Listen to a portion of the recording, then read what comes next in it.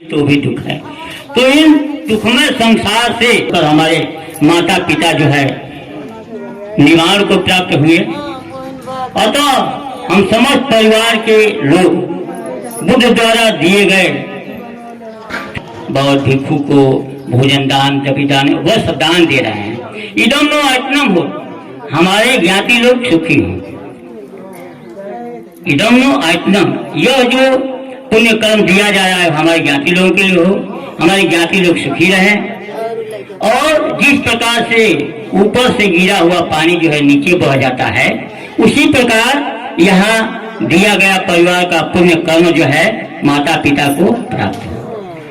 जिस प्रकार छोटी छोटी नदियां भरकर जो है समुद्र को भर देती है, उसी प्रकार से यहाँ परिवार द्वारा दिया गया पुण्य कर्म जो है मृत लोगों को प्राप्त हो, ठीक है ना।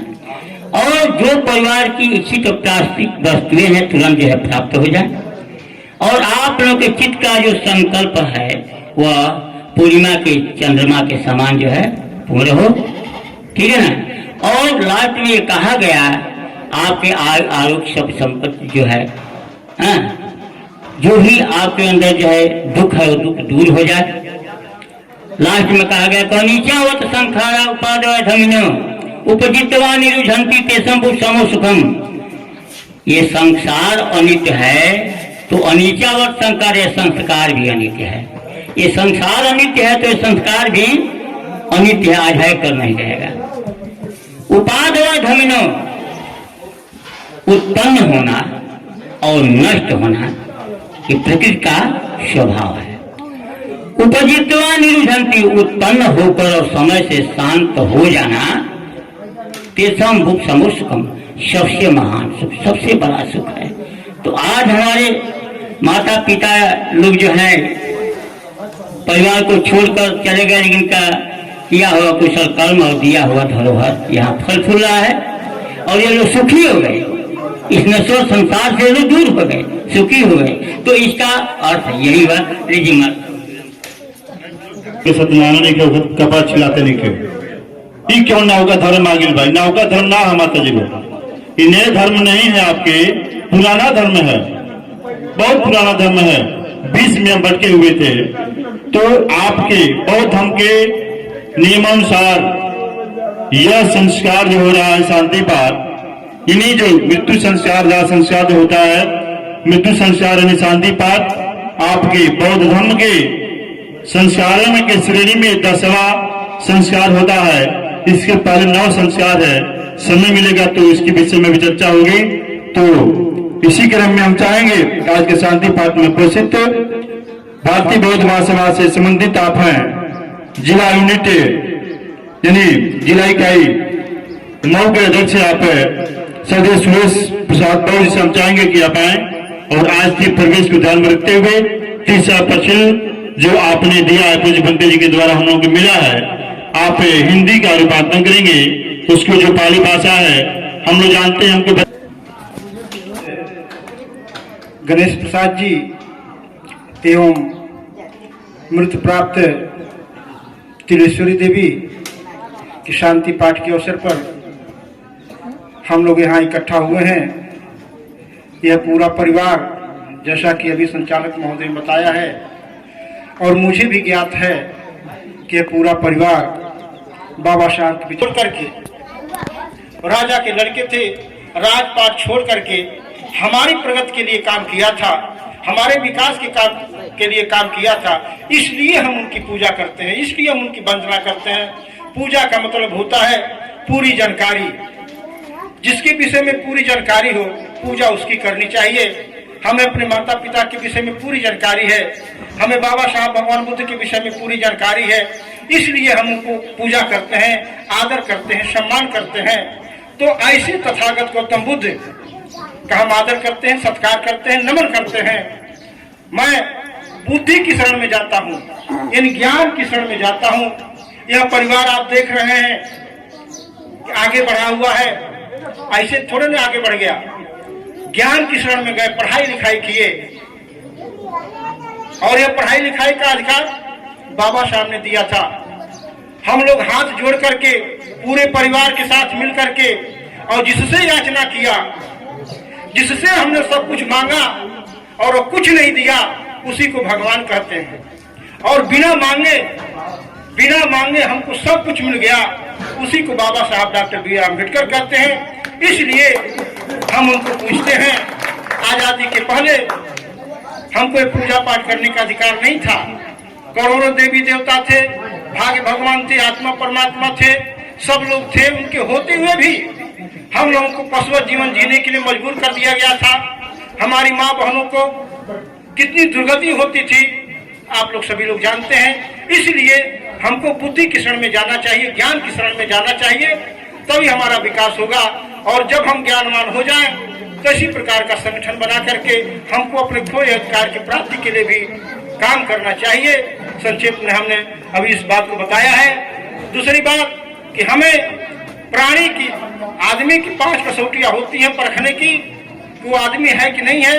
5 कसौटी होती है। यदि हम उस पर खड़े उतरते हैं तो निश्चित रूप से आदमी कहलाने योग्य है, अगर नहीं उतरते हैं तो आदमी कहलाने योग्य नहीं है। तो पहला कि हम किसी की हत्या नहीं करेंगे, किसी की हत्या नहीं करेंगे, यानी हर जीवों पर हम दया करेंगे। और दूसरे, बिना दिए हुए किसी का कोई सामान हम नहीं लेंगे, चोरी नहीं करेंगे, झूठ नहीं बोलेंगे, झूठी गवाही नहीं करेंगे, इधर की बात उधर, उधर की बात इधर नहीं करेंगे। इस प्रकार का काम हमें नहीं करना चाहिए। और जिस प्रकार से हम चाहते हैं कि हमारी माँ बहन बेटी सुरक्षित रहे, हमारी माँ बहन बेटी सुरक्षित रहे, उसी प्रकार से अगर हम खाली नहीं जाती, माँ बाप की दुआ कभी खाली नहीं जाती, माँ बाप की हर बात टाली नहीं जाती। बर्तन माज कर मजदूरी कर कर माँ बाप बेटे को पाल लेते हैं, मगर 4 बेटों से एक माँ बाप पाली नहीं जाती, एक माँ बाप पाली नहीं जाती। अक्सर देखा गया। आइए गीत रखेंगे और कहना है, ए बापू मैं ये बाप होला भगवान, इनके चरण में स्वर्ग बसेला हो, इनके चरण में स्वर्ग बसेला, इन्हीं से चारों धाम का मतलब समझ रहे हैं? मथुरा काशी ना, पहला धाम। और एक चीज और बता देना चाहता हूं, इस धरती पे मात्र 3 सत्य है। इस धरती पे मात्र 3 सत्य है। पहला सत्य है जन्म,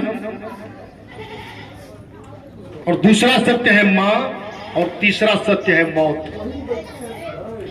मां सत्य है, पिता तो विश्वास होता है। जन्म सत्य है और मृत्यु सत्य है। बनते जी, तो आपको बता दो 4 धाम, जब बेटा या बेटी जब मां के गर्भ में रहता है तो पहला धाम, पैदा होने के बाद जो लड़कपन होता है दूसरा धाम, जवानी तीसरा धाम, और बुढ़ापा चौथा धाम। इसी धाम को मैं बता रहा हूं। तो कहना है, इनके चरण में स्वर्ग बसेला, इन्हीं से चारों धाम। ए बाबू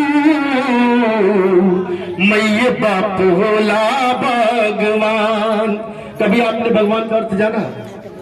नहीं से चारों धाम। ए बाबू